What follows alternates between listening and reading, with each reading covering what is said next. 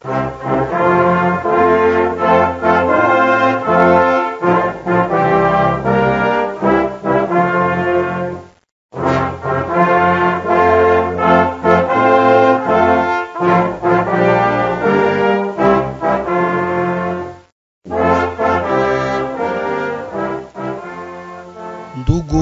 na dada wapendwa, tunawasalimu katika jina la Bwana na Mwokozi wetu Yesu Kristo, tukiwakaribisha kwa kipindi hiki cha kufuata mahubiri kutoka Krefeld.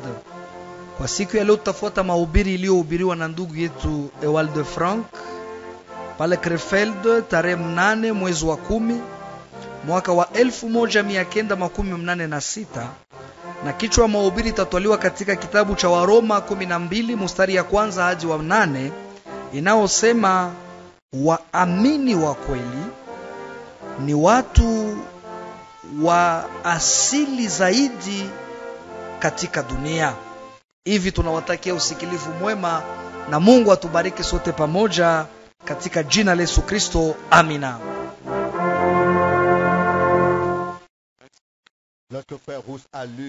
Wakati ndugu Rusa alisoma maneno hayo, kuna mawazo ingine ambayo ilipanda kwenye moyo wangu. Hakuna watu wa hekima, hakuna mtu mwanaweza sema tayari nilikuwa nishaka vijua tangu zamani. Hakuna mtu mwenye alikuwa najua kitu, hakuna mwenye alikuwa tana wazia kitu. Mungu alikuwa tu na tushtula muda gisi miaka iko naendelea, na tushtula na tushangaza na kutuingiza ndani ya neno lake. Yote ni neema. Aliita wamoja huku, wengine akawatosha kule, na akajifunua kwetu, na tunamshukuru juu ya ile yote ambayo watumishi wa Mungu walishawahi kupata. Haiko hao ndio waliletaka wao wenyewe, lakini waliipokea kutoka kwa Bwana, na ni hapo tu njo sasa nao wakaenda kuihubiri. Ndio maana Paulo anaandikia wa Korinto kile ambacho nilipokea kwa Bwana. Wa Korinto wa kwanza 11:23 ni lazima sana. Kile ambacho nilipokea kwa Bwana, hapana maoni yangu, hapana gisi mimi naona mambo, lakini kile ambacho nilipokea kwa Bwana.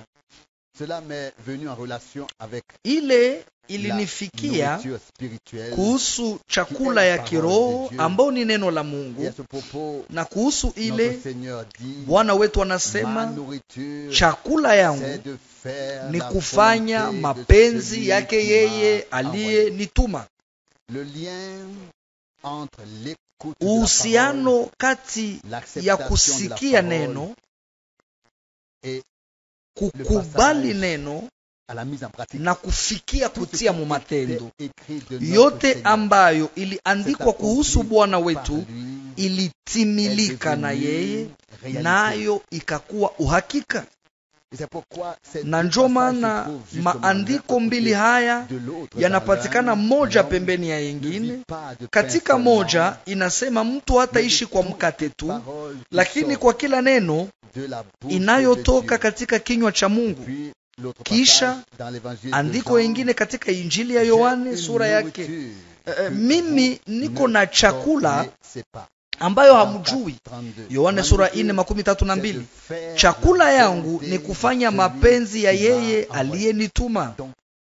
Manake kusikia neno la Mungu kama vile ahadi, kuliamini, kisha kumpatia Mungu sasa uwezekano ya kutimiza neno la ahadi.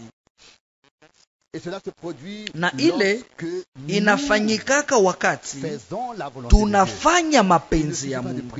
Haitoshe tu kuomba mapenzi yako ifanyike duniani kama vile mbinguni, lakini inafaa kweli kweli kujiingiza katika mapenzi ya Mungu. Unaingia mle ndani, na waza ya kwamba ndani mwetu hamuya kuwaka kabisa haja kubwa sawa vile yenye tuko nayo leo ya kufanya kweli kweli mapenzi ya Mungu. Na nawaambia kweli kweli na wazi wazi, ile inahusu kila neno Kila neno kufanya.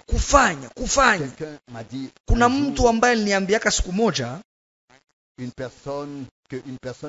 ya kwamba mtu ambaye haingiake mkanisa yoyote ile au sijue nini, na mtu anayezarau maibada, lakini mwenye anasemaka mimi nangoya tu kuja kwa Bwana. Ile neno ya vile uiache pembeni. Ayenjo tunaweza sema tukiwa na dhamiri safi ya kwamba tunangojea kuja kwa Bwana, kisha tuzarau watu wa Mungu, tuache makusanyiko ya kanisa, tusiangaikie, tusijali na kitu kenye Mungu alisema. Na ile inahusu vile vile sehemu yetu katika ufalme wa Mungu pamoja na kile ambacho alitupatia. Na anasema katika neno lake,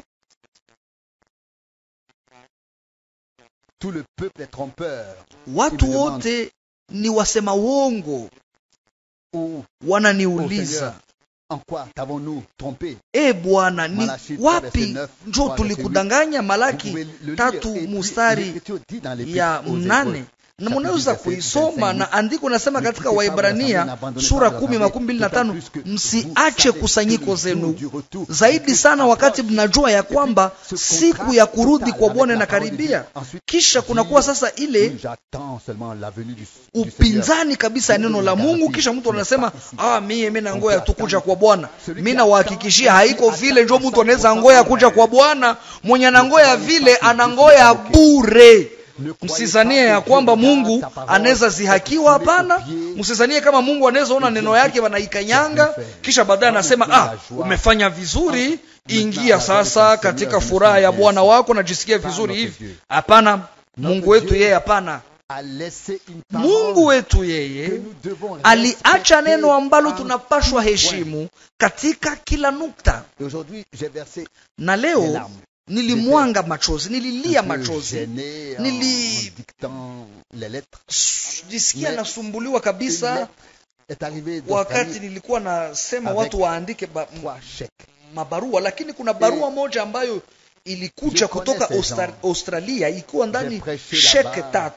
Na mimi najua wale watu, nilihubiri kule, nilitembelea ile jamaa yao, na kwenye moyo wao kabisa wanabeba kabisa ile mzigo ya kwamba kazi ya Mungu inapaswa timizwa mudunia yote mzima, na wanatumaka moja ya 10 yao, na kulikuwa shek moja ya mark za Kijerumani 15,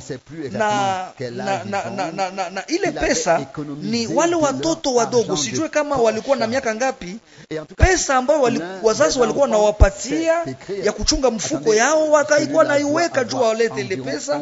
Na kuna mmoja wa wale watoto anayejua andika, ule anaweza kuwa na miaka 10, 11 au 12, kisha anaandika tu, anasema tazama, moja yetu ya 10 sisi watoto ambao tunatoshaka kupesa ambao wazazi wetu walitupatia, na wahakikishia machozi nimwangika kabisa. Mnaweza kuniamini, pale kuna shek ya mark 15 za Kijerumani za watoto ambao saa zingine hawayaokoka hata, lakini balisikia tu wazazi wao wanasema kuhusu moja ya 10. Na kisha kuna watu wakubwa ambao unakutana wako wanazihaki kila neno ya Mungu na majivuno tu, bila kujua ya kwamba ni yule roho moja mpinga Kristo ambaye anainuka zidi ya yote inayohusu Mungu, inayohusu ibada, inayohusu neno la Mungu. Namna gani? Muniamini, ile roho ya mpinga Kristo haiko tu kule Roma, iko fasi yote kwenye batu hawaheshimie neno la Bwana. Na mimi nataka niwaambie ninyi nyote, na mnajua vizuri ya kwamba hapa hatusemake kamwe kuhusu pesa, lakini ile nayo ni sehemu ya maisha. Ile nayo ni sehemu kabisa ya maisha. Kama haiko kweli, Kama hatuwezi kuwa waaminifu katika mambo madogo madogo, namna gani tunaweza kuwa waaminifu katika mambo makubwa? Je, tunataka kabisa yote ambayo Mungu anatuomba? Nakumbuka mtu mmoja alikuwa anasema, ndiyo ndugu Frank, lakini kama mimi napoteza kazi yangu na kisha mimi nashindwa kulipa sasa 1/10, utafanyaje? Nikamjibia, ndugu yangu, nyamanza. Pale huko nasema katika kutokuamini ungali na kazi na ungali naweza toa. Shukuru basi Mungu na usonge mbele muimani. Kuna watu ambao unakutanaka hali yao tu ni ya kuona tu mambo hali mbaya kuhusu maisha. Sie tunataka tusonge mbele pamoja na Mungu wetu, tufanye kile ambacho tunaweza fanya, haizuru nini ifike. Hapana tu katika siku nzuri, lakini pia katika siku mbaya. Hapana tu katika kupanda, lakini pia katika kushuka. Tunataka tumshukuru Bwana na kuendelea kumfuata katika uaminifu. Kwanza tulipata habari nzuri ya kuhusu mikutano kwa kipekee. Ule dada wa Düsseldorf,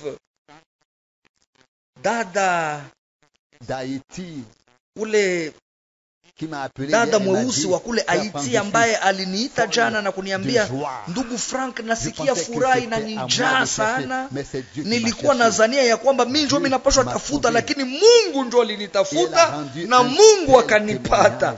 Alipana ushuhuda ya vile ilikuwa mzuri sana kabisa. Kisha akaongeza akasema, sikukuwa najua kama mahubiri za ndugu Branham zilikuwa za mingi hivi. Na akasema katika lugha yake ya Kijerumani mzuri, akasema, mimi niko tu nakula na niko nakula tena.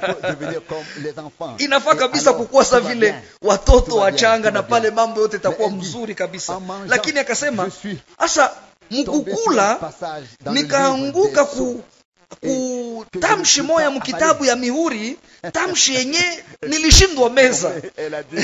Mnaelewa? Akasema, sasa je, unaweza nisaidia ndugu Frank?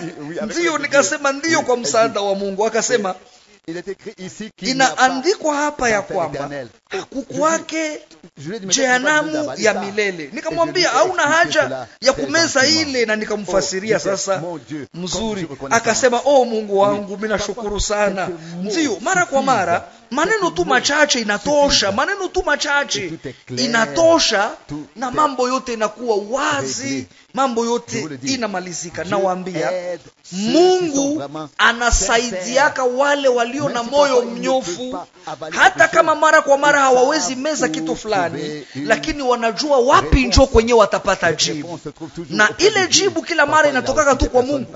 Mara kwa mara kuna watu vile vile ambao Mungu anaweza sema kuwapitia. Mungu hasemake kila mara ye mwenyewe, anasemaka, anakuwaka na watu ambao anasemaka kuwapitia. Na ni mzuri sana wakati unaona ile ndugu Kupfera aliniita mwito kwenye simu, na maujumbe zilikuwa natoka fasi yote, watu wote wako nashuhudia ya kwamba wote walibarikiwa. Kulikuwa hata dada ambaye nawaza aliniambia ya kwamba alipona. Kisha tena nikasikia hapa kupitia dada Yesenski ya kwamba Mungu alifanya mambo makubwa kabisa kwenu. Tunafurahi kabisa kwa ajili ya yote ambao Mungu yuko nafanya. Haipashwe tu andikwa hapa yulu yetu, hii andiko ya Waebrania 13:8 inayosema Yesu Kristo ni ule jana leo na hata milele, visiandikiwe topo kwa kikwambazi, lakini vifanyike katikati yetu, ajifunue kama vile yeye yule.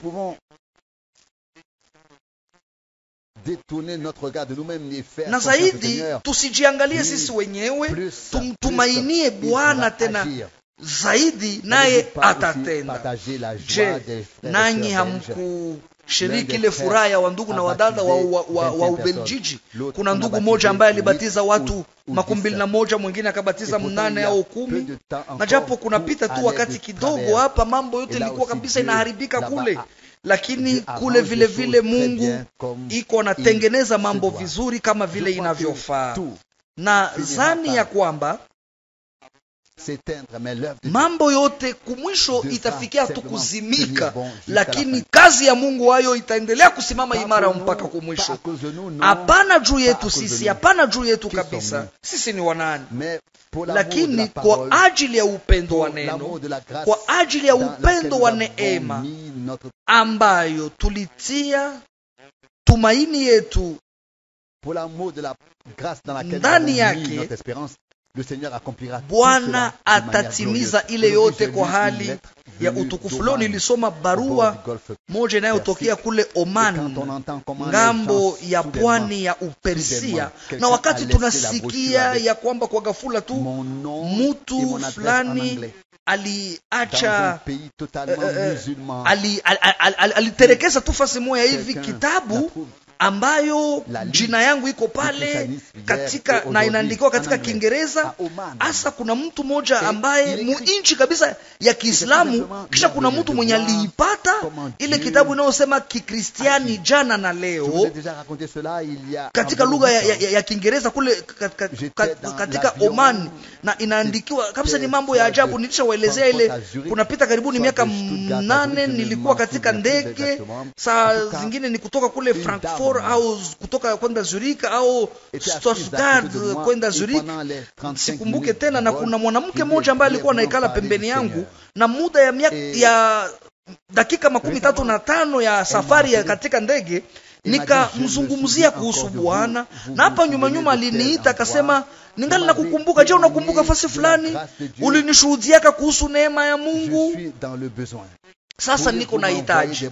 Je, unaweza kunitumia vitabu vya mahubiri? Nadhani ya kwamba tulizungumza muda ya saa moja. Mungu angali naita, Mungu angali naokoa, Mungu iko na njia zake na namna zake za kutenda mambo.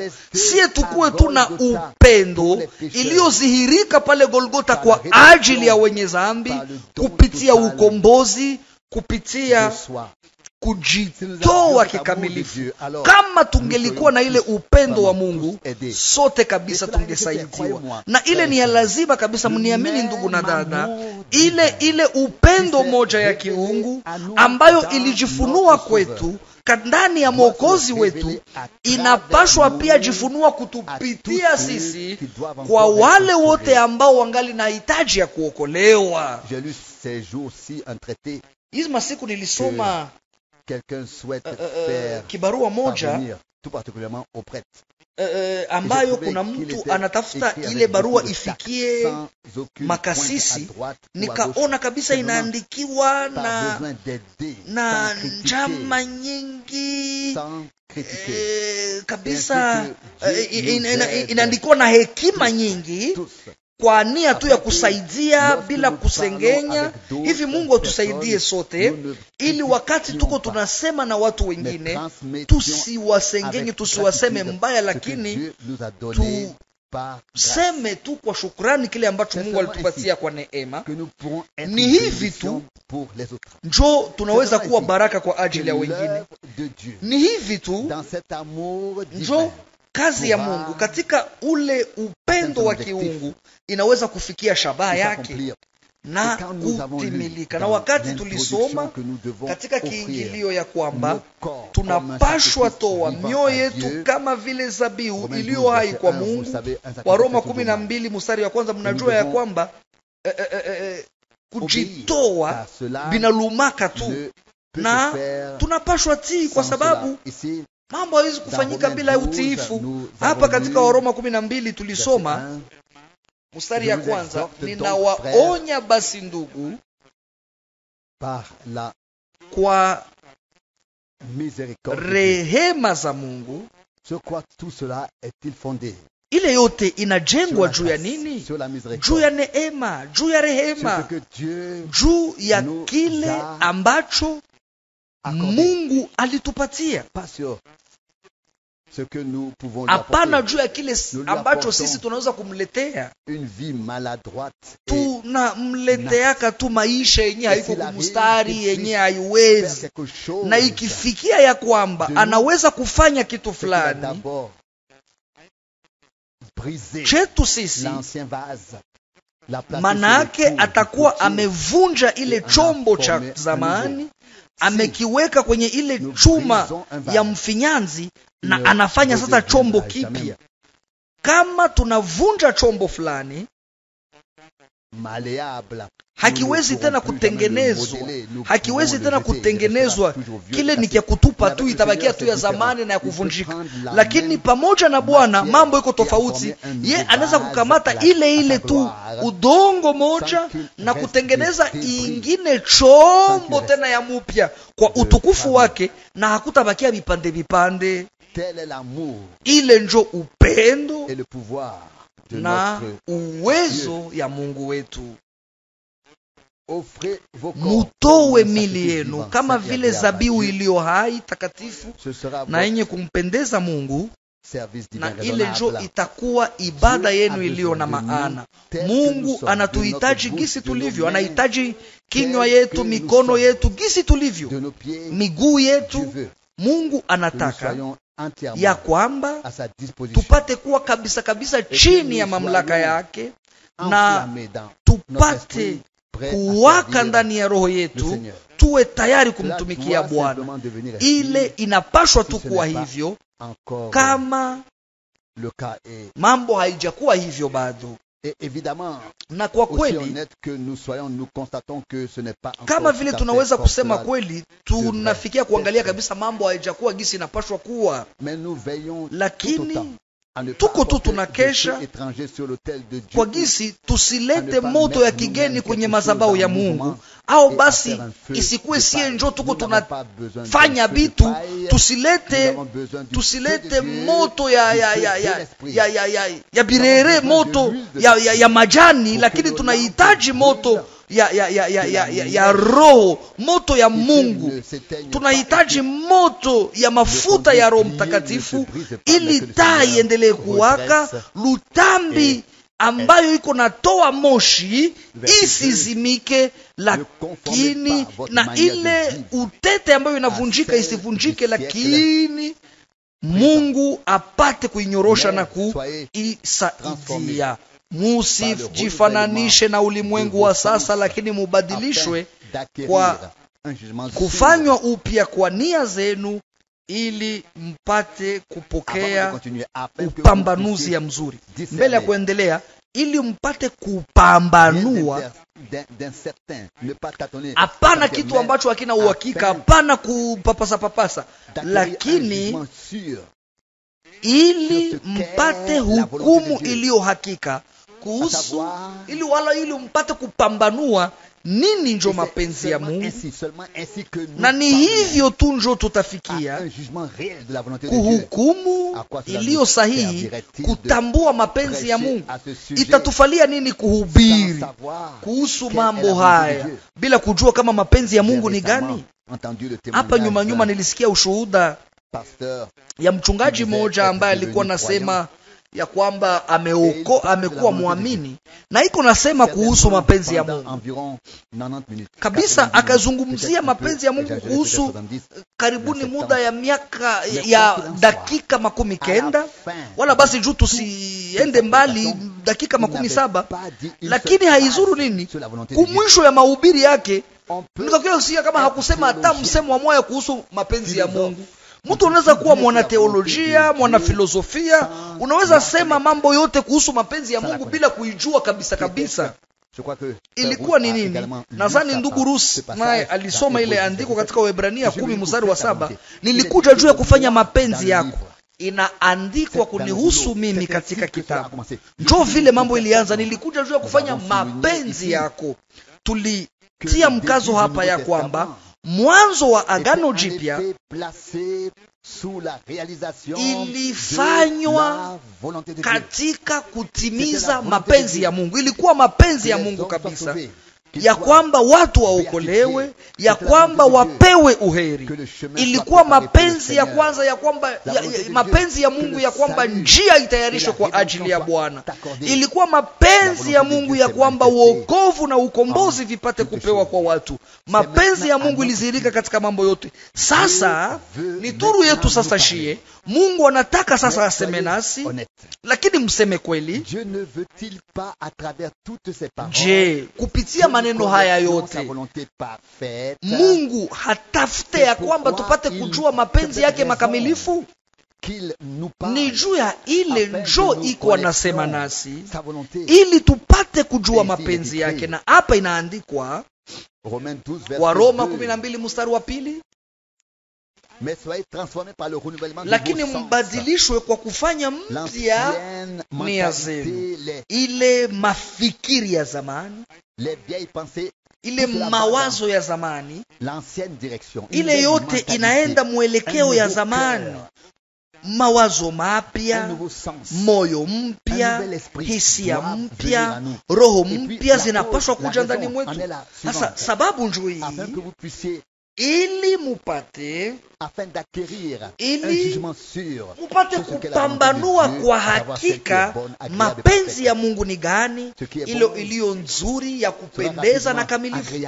Ya mzuri, kitu kia mzuri kitapendeza tu, na kia kupendeza kitakuwa tu kamilifu upesi. Mambo yote inaenda katika mwelekeo mmoja. Mazuri inaandikwa, kila zawadi kamilifu inatoka kwa Baba wa nuru. Yakobo 1:17. Na wakati Mungu anapana kitu fulani kinakuwa kizuri, Bwana wetu mwenyewe anasema, kama ninyi mlio wabaya mnajua kuwapa watoto wenu vitu vizuri. Luka 11 mstari 13. Ni mara ngapi basi Baba yenu wa mbinguni atawapa wale wanaomwamini mambo mazuri? Tunaweza basi kumtumainia Mungu juu atupatie kutambua mapenzi yake na kisha kujua kile kilicho kizuri, cha kupendeza na kilicho kamilifu. Kisha andiko ya tatu nayo, hii mstari ya tatu nayo haiwezi kuwa ngumu kuelewa au kupanga vizuri. Waroma 12 mstari ya 3. Hivi basi, sawasawa na neema ambayo nilipewa, ninaomba kila mmoja wenu asikuwe na maoni ya juu kumuhusu yeye mwenyewe kuliko gisi inavyopasa. Kuna mtu ambaye hapa nyuma alisema, ndugu Frank, mie na sikiaka boga, mimi naogopaka watu ya kiroho, na pale nikaogopa na nikawaza, sasa hii mambo itatufikisha wapi? Lakini kabisa kuna watu ambao ni wa kiroho sana, lakini ni wabaya sana kwa gisi haiwezekani hata kusikilizana nao kiroho ya vile, tuachane nayo kabisa. Je, mimi napashwa kuwaambia ni watu gani njo wa kiroho kabisa? Wale waamini walio wa kawaida kabisa, walio halisi kabisa, wa kawaida tu. Wale wote ambao unakutana wanaanza kujifanyisha, wanatafuta kujionesha saa vile ni wa kiroho, wale wako wala basi ni roho mubaya ya kidini, wala basi kuna kitu kenye akiendeke kwa ule mtu. Kila mwanadamu, mtu wa kiroho sana kudunia, atakuwa wa kawaida tu. Acha niwapatie mifano mbili. Mfano ya kwanza ni ya Paulo, wakati balikuwa wanalogota makuni juu ya kupata kifukutu na kuwasha moto, na haiko yeye njo alisemaka, ndugu zangu mwende mtumike.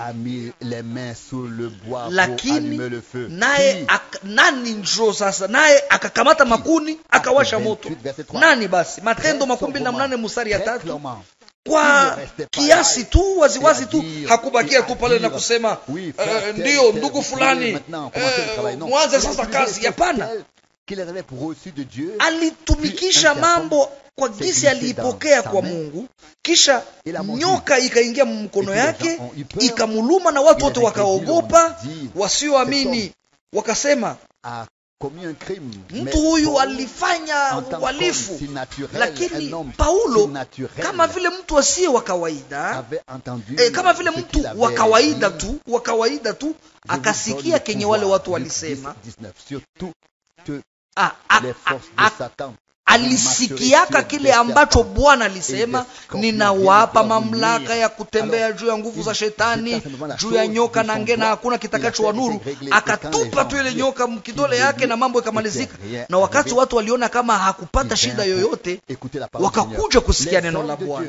Watu wa Mungu, watoto wa Mungu ni watu wa kawaida tu kabisa kabisa.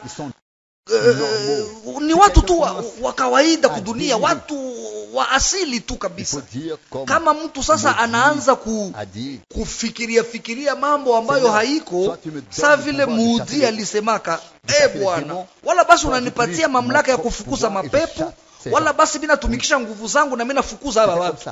Njoo vile bilikuwaka.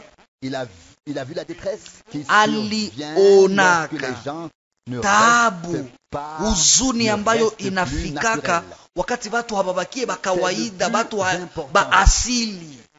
Ile njoo ya lazima sana. Na je, haiko kabisa ile njoo yenye Bwana anatuomba sisi ambao tunaishi msiku za mwisho? Muwe na kiasi, mukeshe, muombe. Wathesalonike wa kwanza sura ya 5 mstari ya 6. Kila kitu kuna nafasi yake, kila kitu kwa wakati wake. Mfano mwingine naweza taja hata mifano mingi. Ingine kuhusu Paulo, wakati mashua ilikuwa inatafuta kuzama, ni hapo ndio Paulo ambaye alimtumainia Bwana, ambaye alijifunua kwake na kusema, Matendo ya Mitume 27:22, akisema, malaika ambaye namtumikia alionekana kwangu usiku huu na kusema ya kwamba biashara itapotea, lakini hakuna mtu ambaye atakufa. Mtu wa kawaida tu, wa asili tu, kuishi kitu kisicho cha kawaida na wewe unabakia wa kawaida. Ile ni karama ya Mungu Mwenyezi kabisa. Na kama sote tunapata ile neema ya Bwana, tutasaidiana wamoja na wengine. Muangalie hata ndugu Branham. Siwezi kuwaambia vitu vyote, lakini ndugu Branham kwa mfano, ambaye alikuwa anapenda sana kuwinda, hatuelewake ile. Lakini wakati mara kwa mara na anguka kwa maandiko ya Biblia ambako hakusema kabisa waziwazi, haisemeke waziwazi gisi mafikiri yetu inawaza, ile unakutana kabisa. Mimi nakosa kama nitafsiri namna gani, sijue kama nishaisema au naisema, lakini yote mbili kabisa unakutana mimi nakosa ile neno. Mtu wa Mungu, kama ungeliwinda basi wakati kidogo, lakini usome Biblia zaidi, ingekuwa mzuri. Lakini alikuwa tu mtu wa kawaida, mtu wa asili tu, akiwa na mahitaji na nia za kawaida tu, na saa zingine vitabakwaza. Lakini wakati niliingiaka mchumba chenye alikuwa napenda sana, alikuwa nafurahia sana, nikahesabu ndani mabunduki, kama bunduki zilikuwa ndani, ilikuwa 17. Ndugu Rusi, sina wao ulikuwa pale, tulikuwa pamoja. Ndugu Rusi, na ulikuwa pale, zilikuwa ngapi? 39. Ndio. Na waza ilikuwa bunduki 39. Nilikuwa na waza zilikuwa 49, lakini na wewe uliingia mwele chumba. Mtu angeweza sema mtumishi wa Mungu mkubwa hivi, nabii wa yeye aliye juu, mtu ambaye moyo yake ilikuwa mbinguni, lakini miguu yake yote mbili ilikuwa kudunia. Sasa muangalie sasa kitu kenye hamuwezi amini. Tarehe 28 mwezi wa pili mwaka 1953, wakati wale malaika 7 walionekana katika ile muungano ya wingu, ndugu Branham alikuwa yule ya mlima, na aliambiaka marafiki yake fulani na fulani, mwende kule na nyie mwende kule, kisha tutaonana magharibi fasi fulani. Kisha akapanda kule yulu. Na unataka niwaambie nini? Wakati alishuka kutoka kumlima, baada ya kuona wale wa malaika 7, na akasema, ule mwenye nilikuwa nahesabia kutoka kushoto kwenda kuume, kwa sababu walikuwa mbele yake kabisa, walikuwa mbele yake kabisa. Akasema ule mwenye alikuwa upande wa kuume, ule wa mwisho, ule wa 7, alikuwa na maanisha sana kwangu kuliko wale wa 6 wengine. Na akaeleza mambo hivyo.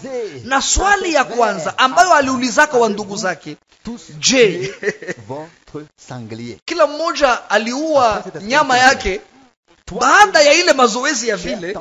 Weye na mie, shangazi mpendwa, mjomba mpendwa, ingelikuwa nisie njo tumeshuka kutoka mumulima vile tukifunikwa na wingu isiyo ya kawaida, sie tungefanya nini? Mungu wangu, dunia haingetupona. Tungeanza eleza. Ndio mtu wa Mungu akiwa na moyo yake mbinguni, lakini miguu yote mbili kudunia, anayeishi mambo makubwa, mambo ya nguvu sana, lakini akili yake inabakia fasi moya, kichwa inabakia baridi na moyo inakuwa moto. Na ni ile ndio sisi sote tunahitaji. Kama mambo ambayo Mungu anaonesha mtu wala anampatia mtu, kama inampandisha kiburi, ule mtu yuko masikini sana, wa ole kabisa. Ile ni alama ya kwamba moyo yake haijakuwa tayari kupokea mambo kama yale. Kama moyo iko kabisa tayari kwa ajili ya kitu cha kiungu, kwa ajili ya mambo isiyo ya kawaida, ile haitatupandisha kiburi, lakini itaingia njo ndani ya mioyo yetu. Lakini tutabakia tu na akili yetu, tunabakia tu kabisa na kiasi mu kila kitu. Kenye kinanifurahisha vile vile katika barua za Paulo, na ambayo haifurahishake watu wa moja ni kwamba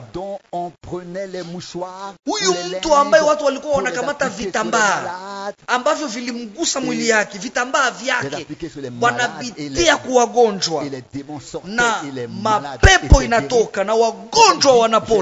Huyu mtu anasema, niliacha Triodrifa akiwa mgonjwa kule, Matendo ya Mitume 19:12, Timotheo wa pili 4:20. Kisha anaandikia Timotheo, ukunywe mvinyo kidogo sababu ya tumbo yako juu ujisikie mzuri, Timotheo wa kwanza 5:23.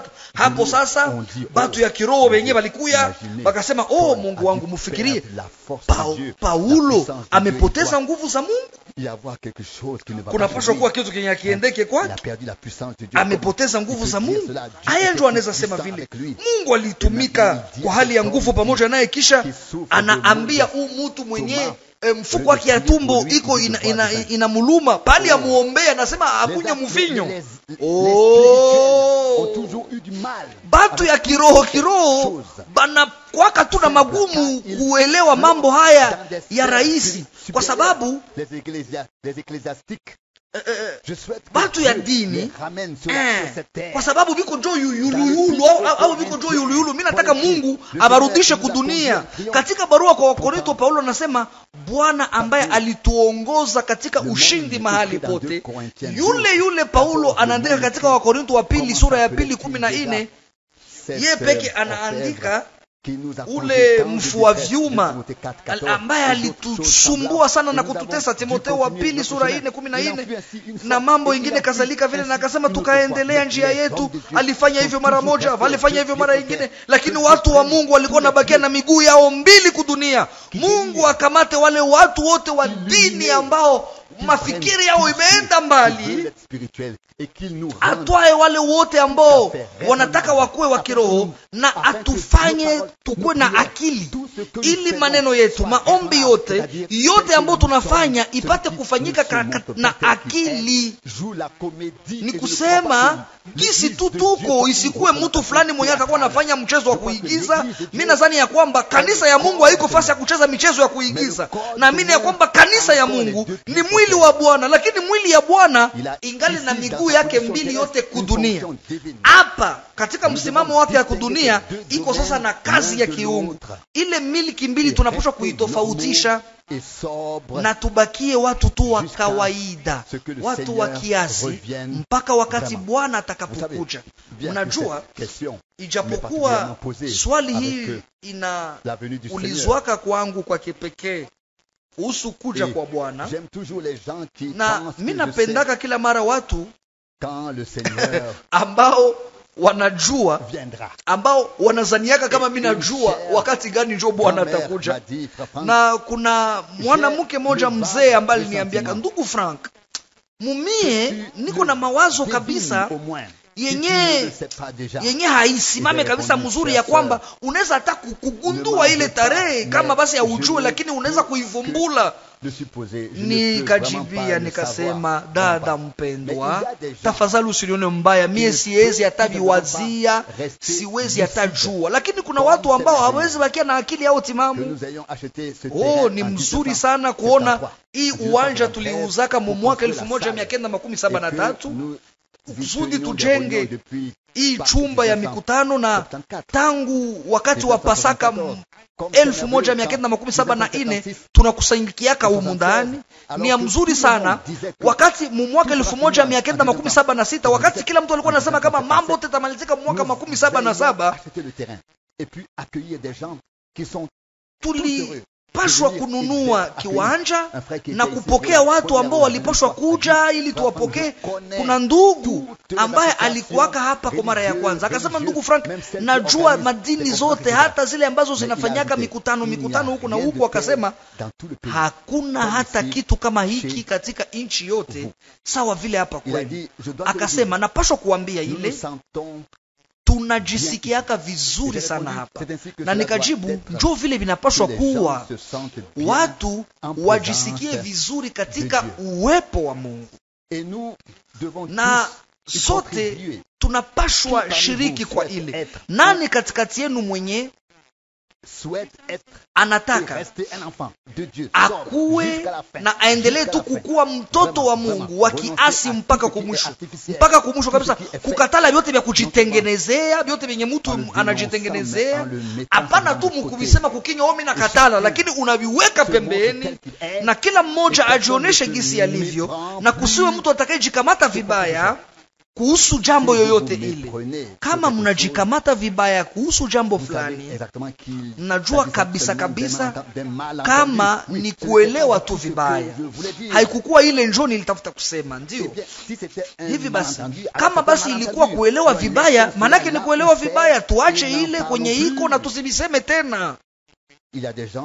Kuna watu ambao banajisumbuaka, banajiyalisha kwa vitu vyenye havina maana. Unakutana bananungunikia wengine, maisha yao yote wanaipitisha kuleta mwangaza kwa vitu. Kuko kitu kenye hakiko wazi hapa, kuko kitu kenye hakitembea hapa.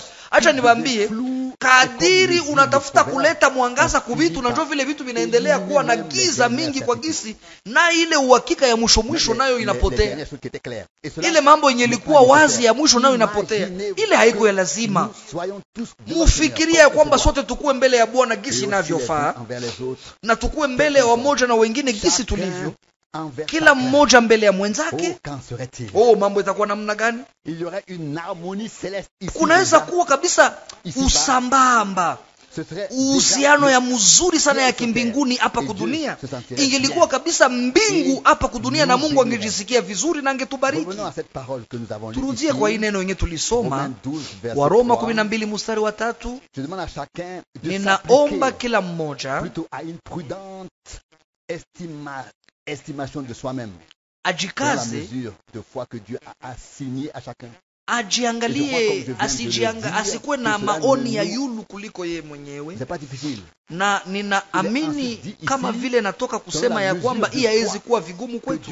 Inasemeka hapa sawasawa na kipimo ya imani ambao Mungu alipatia kila mmoja. Sawasawa na kipimo ya imani, ile inahusu kipimo ya imani. Naweza kuwaambia ni wanani wale ambao wanajizania kuwa juu kuliko kile ambacho wako. Watu ambao hawana imani wanajiwaziaka kenye haviko, lakini benye viko na imani hawajiwaziake kenye haviko, lakini wanapewaka heshima na Mungu, wanaheshimiwaka tu kisi kila mtu anapashwa kuwa. Mnaona kile natafuta kusema, inaandikwa hapa, naomba kila mmoja wenu asijione wa juu kuliko gisi inavyofaa, lakini ajiangalie tu vizuri kulingana na kipimo ya imani. Manake kadiri imani yetu iko kubwa, njo vile tutatambua ya kwamba imani yao yenyewe ni zawadi ya Mungu, na ya kwamba hatukujiletea sisi wenyewe kitu fulani juu ya kuongola miti. Waefeso sura ya 2 mstari ya 8, hapana, kila kitu ilikuwa ni zawadi ya Mungu anayefanya yote ndani ya wote. Inasemeka mbali zaidi, sawasawa na kipimo ya imani ambayo Mungu alipatia kila mmoja. Mwisho ya mstari ya 3 ya Waroma 12, Mungu anapatiaka kipimo ya imani sawasawa na hitaji, sawasawa na kazi ya mtu, sawasawa na gisi inahitajika. Anapatiaka kipimo ya imani kwa mtu sawasawa na kenye kitafanyika baadaye. Mstari ya 4 inasemeka hivi, basi kama vile sote katika mwili mmoja tuna viungo vingi, lakini viungo vyote havikuwake na kazi moja. Mstari ya 5, hivi basi ijapokuwa sisi ni wengi, sote tunafanya mwili mmoja ndani ya Kristo, lakini sisi ni viungo wala wanamemba wa moja kwa wengine. Kuna viungo vingi na mwili mmoja iliyounganishwa na Bwana. Mstari ya 6 inaandikwa, mstari ya 6, lakini kwa gisi tuna zawadi za neema, wala basi zawadi zinaitwa zawadi za Roho, na hapo inaonekana kabisa uhusiano katikati yazo na Roho. Manake hazitakuwa karama zetu, lakini zitakuwa karama za Roho ambazo Roho anataka atumikishe sawasawa na mapenzi ya Mungu na sawasawa na neno la Mungu. Au basi zinaitwa karama za neema ambazo tumepewa kwa neema. Pale sasa kujitapa iko wapi? Kujivuna iko wapi? Mwanataka kujisifu, ajisifu katika Bwana akisema, ni sababu ya Bwana ndio niko mwaminifu na mwenye rehema. Wakorintho wa kwanza 1:31. Manake sote tunafanya mwili mmoja, sisi ni viungo wa moja na wengine, lakini kwa gisi tuko na zawadi za neema. Mnajua, na naisema leo kwa uhuru yote na waziwazi, juu ya nini tunashakiaka, tunasitaka kuomba juu ya ubatizo wa Roho Mtakatifu? Mnajua ni juu ya nini? Ni juu ya nini? Ni kuogopa kuona batu wanaenda mbali, banakosa sasa kuangalia mambo kwa jumla, bafikie kuzani ya kwamba inafaa hiki na kile, na sasa tunapaswa onesha sasa hiki na kile ili watu wapate kuona mambo ambayo ilifanyika. Kama tunafikia kukiwango yenye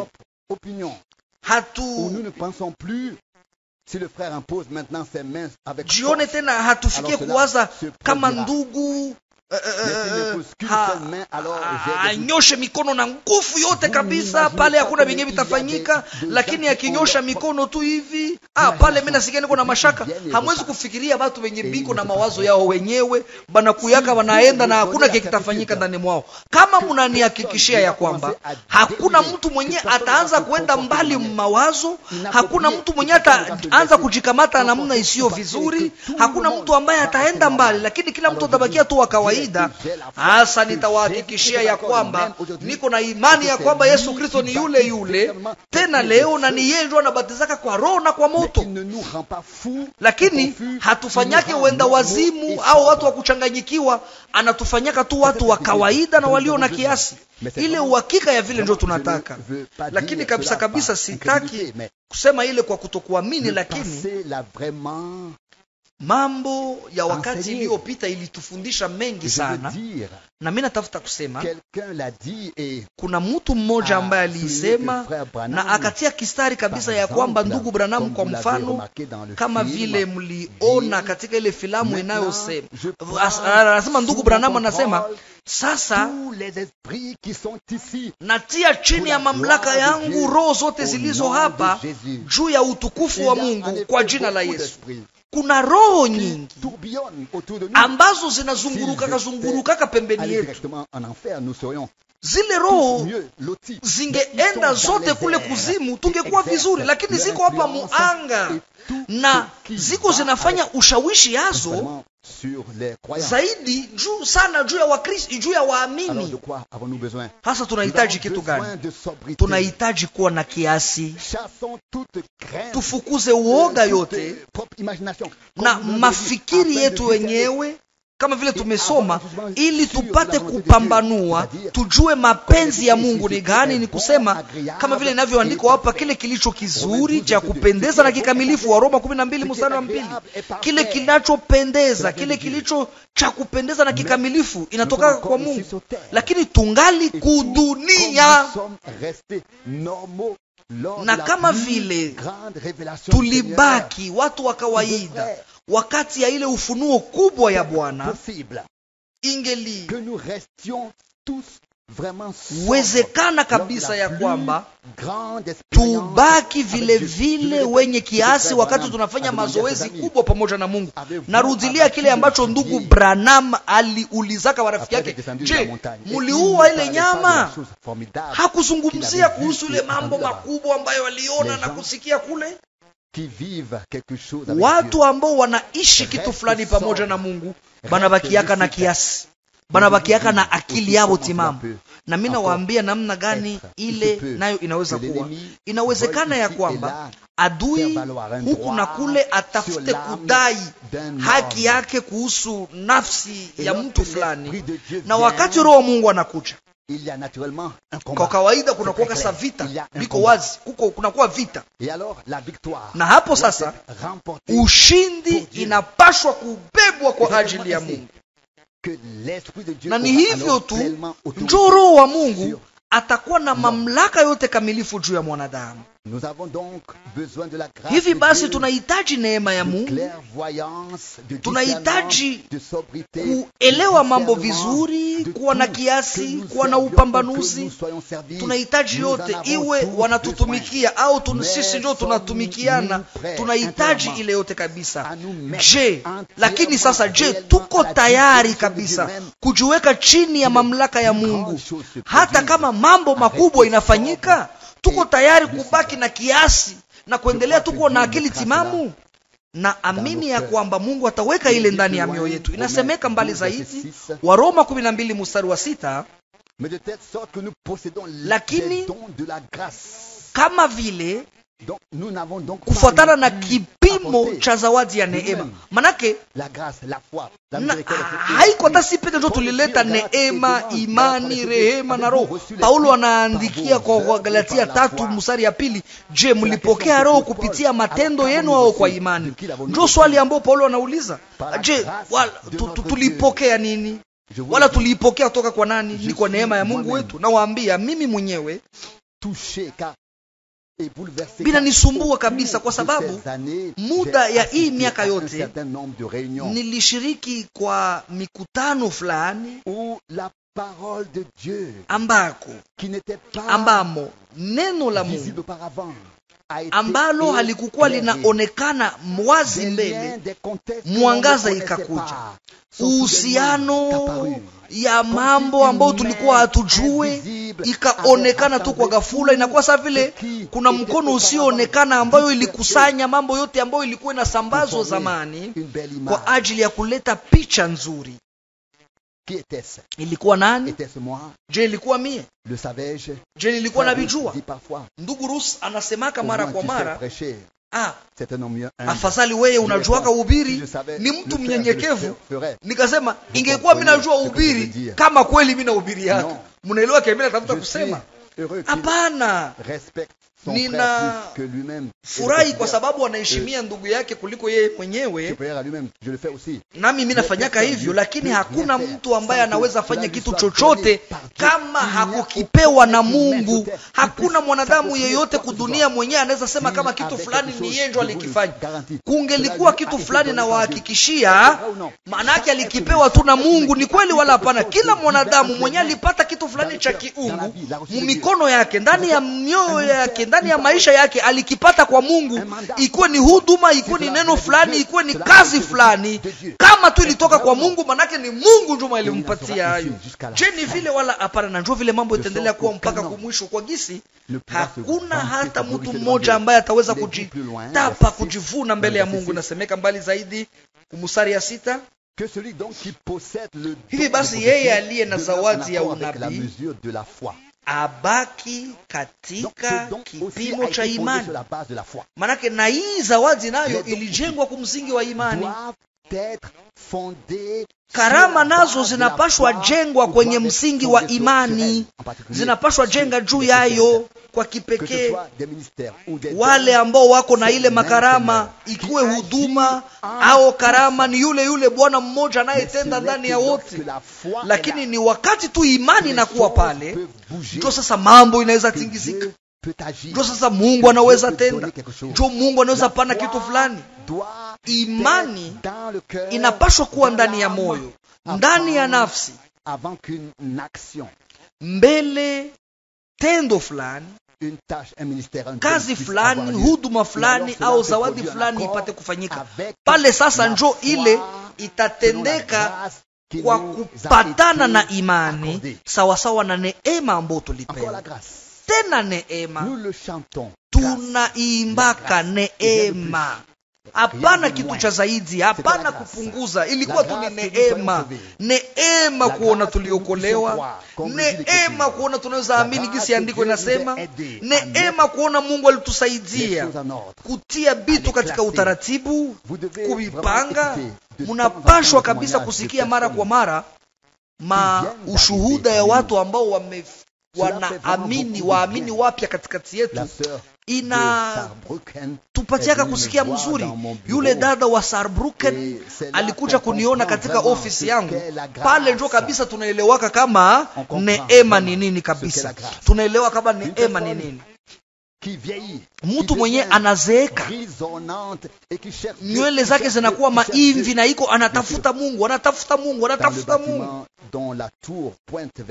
Anaitafutia katika ile jengo ambayo mnara yake inaangalia juu mbinguni, lakini kule kwenye mnara yake iko juu sana.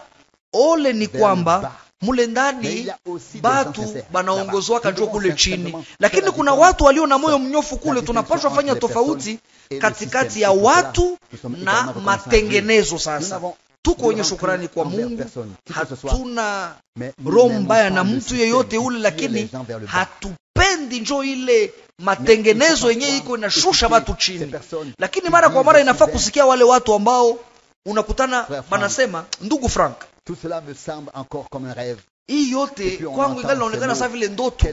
Kisha tunasikia maneno haya, neema gani, neema gani. Le texte continue. Usomi inaendelea dans ce texte, dans le verset 6 de Romains. Hapa kumstari ya 6 ya Waroma 12, sawa sawa na kipimo cha neema. Mstari ya 7, celui à qui le don du yeye dans l'assemblée aliyepewa karama ya huduma ndani ya kusanyiko aitimize akitumika. Ile nayo ni sehemu ya ile karama ya huduma ndani ya kusanyiko. Inahusu kutumikiana. Mathayo 12:27, yeyote anayetaka kuwa mkubwa katikati yenu apate kuwa mtumishi wa wengine. Hakuna mtu mwenye anataka hivyo, lakini tunapaswa kutumikiana, tupende tusipopenda, kwa sababu tulipewa huduma. Ndugu Rusa alisoma hii andiko ya Wakorinto wa pili sura 5 mwisho ya juma hii.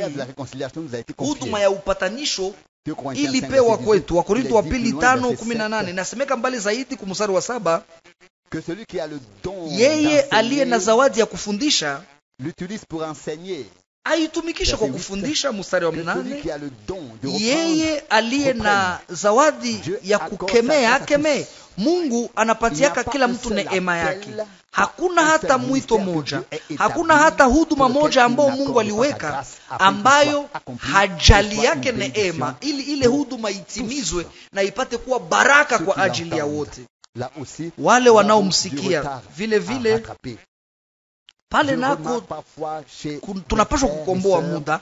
Nafikiaka kuona mara kwa mara kwa ndugu na wadada assemblées, wa makanisa yengine ils accordent de la valeur à n'importe namna quel conseil gani qu'on leur donne. wanapatiaka C'est umuhimu incroyable. wa On izuru ne cherche shauri pas gani cela, on ne wanawapatia, le souhaite même pas. haiaminike. Haiko kusema sisi Et pourtant, tunatafuta na shie Il y ile, a des gens hatuitaki qui ont kabisa. simplement Na japo confiance. kuna watu kabisa ambao Et je veux dire wanakuwaka ici na aussi, matumaini kabisa, na mimi naisema Je vile procède vile hapa ainsi kwetu, lorsque je prêche dans d'autres assemblées, na tembeaka vile et wakati que na ubiri je ne me makusanyiko contente pas de yengine, lancer si un appel à l'autel et de ishi yake prier tu de manière générale pour kuita les watu pécheurs et les kumazabau malades. kisha Mais si niombee quelqu'un kwa de jumla l'assemblée wenye est zambi malade, na wagonjwa, lakini kama kuna je mtu refuse de wa prier pour kusanyiko cette personne. ambaye ni mgonjwa, mimi nakatalaka Je kuombea dis ule alors mtu simplement, ça c'est le rôle pale. ici Mimi des nasemaka tu anciens de hii cette assemblée. ni kazi ya wazee wa hii kanisa, Yakobo 5:14, na ile naiambia wandugu wote, haizuru ni wanani, matumaini mkusanyiko ya mahali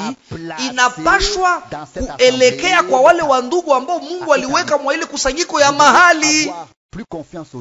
Munapashwa kutumainia sana wazee wa mahali, wazee wa kusanyiko yenu ya mahali kuliko kisi kunanitumainia mie. Mimi nakuyaka na mimi naenda. Tazameni wandugu ambao Mungu aliweka hapa. Mseme kweli. Kama kusudio fulani inapaswa kukamatwa fasi fulani, kisha wanaita wazee ili wapane maoni yao au wasikie zile ngambo zote mbili. Nani njo atafanya hivyo? Nani njo iko na kaheshima takadogo kwa ajili ya huduma ambazo Mungu aliweka? Na andiko nasema Timotheo wa kwanza 5:17, wazee wanastahili heshima mara mbili.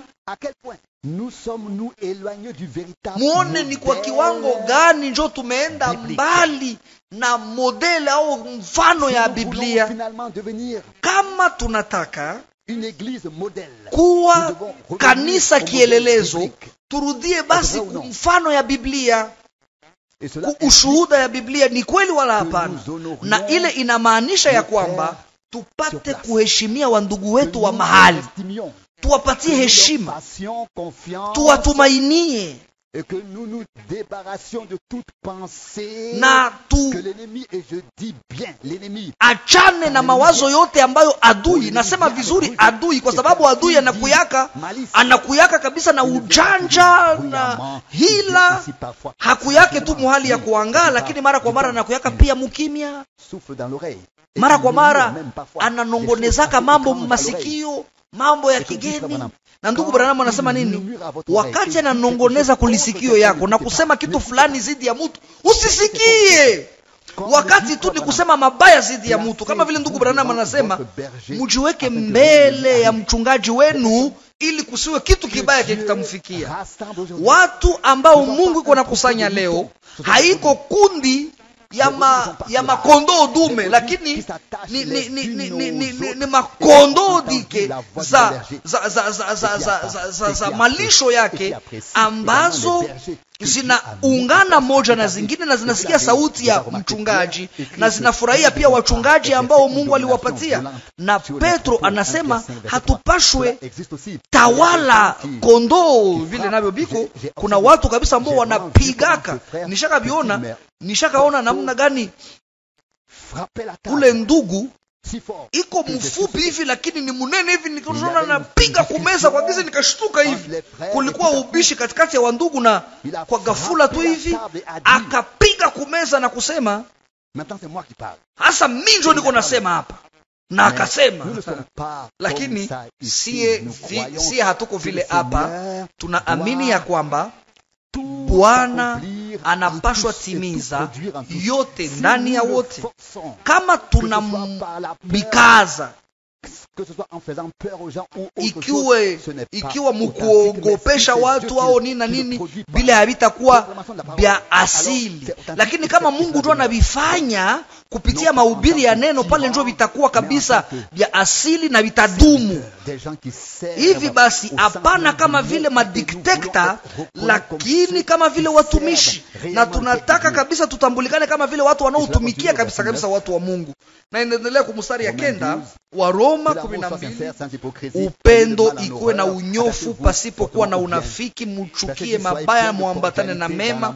Mstari ya 10, mupendane sana katika upendo wa kindugu na mutanguliane katika kuheshimiana moja kwa moja, kama vile ilivyokuwa wakati ya uamsho. Ni kupendana gani, unyofu gani ya moyo. Nasema kama vile watu wazee kabisa tungali tunahisi ile leo, lakini kunapita miaka 13 wakati uamsho ulikuwa ingali nakuwa baada ya vita ya pili kubwa ya dunia, wakati watu walikuwa wanamlalamikia Mungu katika taabu yao ya kiroho na ya kimwili. Mnajua namna gani mambo ilikuwa inapitika wakati ndugu alikuwa nakumbatia mwingine ndugu, bilikuwa kabisa vinapana nguvu. Tulikuwa nahisi unasubasia kama hivi vinatoka ndani ya kilinzi ya moyo. Na leo na tumaini ya kwamba bandugu yetu ya Italia habata kamata neno mbaya, lakini inakuwa sasa vile sasa imekuwa mila, inakuwa desturi. Unakutana unakumbatia huku, unakumbatiana huku, kumachafu huku na huku. Na mimi nawaambia wakati nilifikia kutambua ya kwamba hapakuwa tu wananikusanya hivi tu, mimi naangalia tu na mimi nampatia tu mkono na mimi naendelesha njia yangu. Na sasa tu wanafika tu kufanya tukafikia pale, unakuta tu anaangalia tu mbele na kufanya tu, kisha vitu vinaendelea sasa vile mbele, na unakuta hakuna mtu mwenyewe amekumbatia mwingine. Hatuhitaji vitu ya vile vyenye sisi tunahitaji, ni vile vitu vyenye viko vya asili. Hapana tu kushoto na kuume sasa vile kumachafu hivi, lakini vitu vinapaswa kuwa vizuri jinsi inavyofaa, na hivi ndio tutakuwa na furaha sisi sote. Si ni vile ndugu Momo, hapo tutakuwa na afya njema, tutamshukuru Bwana na tutasonga mbele katika imani. Mimi natarajia ile mambo ya asili.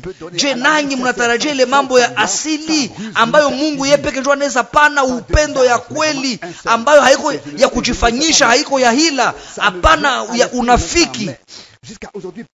Hii mambo inafika kwenye moyo wangu mpaka leo, miongoni mwa watu wa moja ambao najua, sijui nani ndio alifanyaka vile mwa ile wakati nilikuwa katika hitaji baada ya ajali ambayo nilifanyaka kule India. Mnajua miongoni mwa wale watu 16 ambao walipaswa kufa na mimi nilikuwa ndani. Kisha mnajua watu wote kabisa wakakuwa haraka. Mnajua haikukamataka hata saa 12, sijui ni kwa haraka gani watu kabisa wakaingia mkazi mara kwa mara. Ni unakutana na watu wazee ndio wanakimbia mbio zaidi, lakini sijue mpaka leo hakuna hata mtu ambaye aishakaonekana na ile. Mimi naona ni ya kigeni kabisa. Nilikuwa nazania ya kwamba watu wote walikuwa nazania kama nimekufa, nilikuwa nimekuwa sawa vile kabisa kaburi. Ambiaka mtu, na ningetumainia ya kwamba watu ambao wanaishi huku kwenye kuko kifukutu watoke na waimbe, Mungu mkubwa, tunasifu nguvu zako. Usisifu, usitukuze kwa kwanza, useme ilikuwa ni mie, kisha baadaye utapata wakati ya kusifu na kushukuru. Si ni vile kanisa la Mungu aliye hai liko hapa juu ya kuleta matumaini. Kama hakuna matumaini tunaweza enda wapi? Na kubakia na kama vile nilisema, nasikia ninahuzunika ndani mwangu, si kwamba natafuta kujua. Ndiyo kabisa, wale wote wanaonijua sina ile tabia ya vile, lakini nahuzunika ndani ya moyo wangu, kuhuzunika kwa sababu na kwa ile wakati sijua kama kulikuwa kwa watu 13 hapa zaidi ya leo. Ndio mpaka leo hakuna hata mmoja mwenye aishaka jionesha. Ningali na ngojea na uhakikishia ile siku moja mnapashwa kuja. Hakuna suluhisho ingine. Mtu hawezi kuwa fasi mbili mara moja, haiwezekane. Hauwezi kucheza mwarusi mbili mara moja, haiwezekane. Inafaa kukamata msimamo na kusema hapa njoo niko na ndabakia hapa, haizuru nini itafika pamoja na Mungu na pamoja na moja pamoja na wengine. Je, mnaelewa kenye mimi nawaambia jioni ya leo? Sijue ndugu Rusi alisema hapa sasa hivi kuhusu kukemea, kuonya. Alisema kuhusu kuonya kabisa, na ile ndio huduma yake. Na leo kabisa nimetumika kazi yenyewe haiko yangu, na nimepana maonyo fulani. Lakini hapa Kama mungelijua namna gani hii yote inatoka katika kilinzi ya moyo wangu, sisimame hapa mbele yenu juu ya kulalamika na kufanya majesti, lakini kwenye moyo wangu nataka ya kwamba tubaki waaminifu kwa Mungu, waaminifu wa moja kwa wengine, tupate kumtumainia Mungu na kutumainiana wamoja na wengine kabisa kabisa, tuishi upendo wa kiungu. Wapi ndio tunapaswa kuishi? Je, kwa maneno tu fasi fulani hivi kila mtu anaweza fanya hivi? Hadharani hivi kila mtu anaweza fanya, kila mtu anaweza kuwa na upendo, lakini hapa wamoja kwa wengine ni hapa ndio tunataka tuoneshe au tuhakikishe waziwazi ya kwamba tunampenda Bwana na tunapendana wamoja na wengine. Kwa msaada wa Mungu tujaribu tu kusema, Bwana, tuko hapa, utuchukue, utubariki, ututumikishe, utufanye kuwa baraka kwa ajili ya wengine, utufanye kile kinachokupendeza. Na mtaona ya kwamba tangu wakati yenye anga itakuwa safi, wakati yenye mioyo itakuwa safi, wakati yenye Roho wa Mungu anaweza kutenda, wakati yenye kila mtu ataacha mambo yake ya kujifanyizia yeye mwenyewe au kutafuta kufanya kitu fulani, kukua kitu fulani na kadhalika, wakati yenye tutakuwa kabisa katika uwepo wa Mungu na kusema, Bwana, napashwa soma hii andiko kisha tutamaliza. Inakuwaka mzuri kabisa wakati je ne vois jamais l'heure, mais saa inaangara pale, mimi sionake saa, hata kama saa iko pale, lakini mwangaza inanifunga macho na siko naona mikuki, lakini muda hayo inaendeleaka tu, haisimamake. Asante. Kuna neno nzuri katika kitabu cha Matendo ya Mitume 15. Mungoje nilitia kwa kistari, inapaswa kuwa kwa mstari wa 8. Na Mungu anayejua mioyo aliwashuhudia kwa kuwapatia Roho Mtakatifu kama vile kwetu sisi. Kama vile kwetu sisi. Mstari ya 9, hakufanya tofauti wala upendeleo yoyote katikati yetu sisi na wao. Hii njoo ilikuwa inanishughulisha, hii njoo andiko nilikuwa napenda nisome jioni ya leo. Hakufanya tofauti katikati yetu na wao. Sasa mimi nawauliza, wakati tunafanya mazoezi ya nguvu za Roho Mtakatifu, je, Mungu atafanya tofauti katikati yetu na wao au katikati yao na sisi? Hapana, hatafanya tofauti yoyote. Yeye ni yule yule na anabaki yule yule.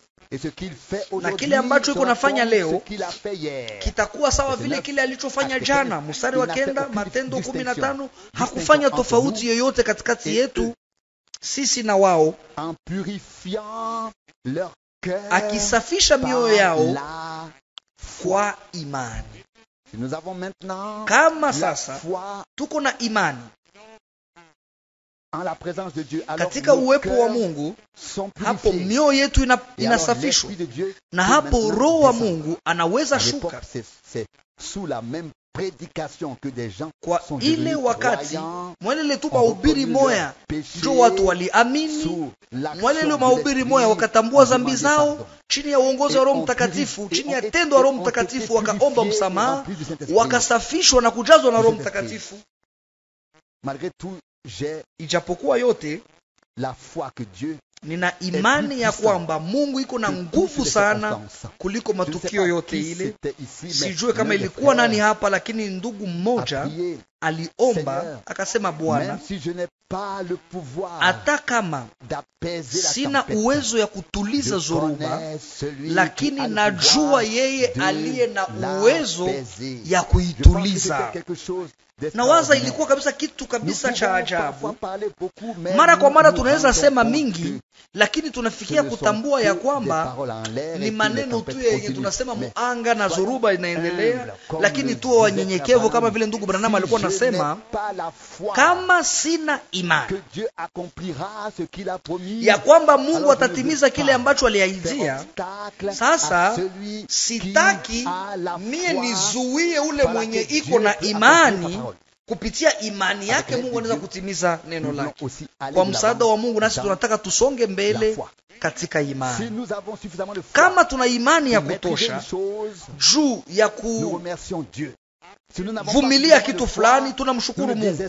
Kama hatuna imani ya kutosha, hatutapoteza matumaini juu ya ile. Tunamgeukia Bwana na kusema, uje unisaidie, sitafika pale mimi mwenyewe. Hapo sasa anakuja, anaingia mukazi, anatuliza zoruba inatulia na mambo yanakuwa kama vile mbele. Basi maneno haya yapate kuingia ndani ya mioyo yetu.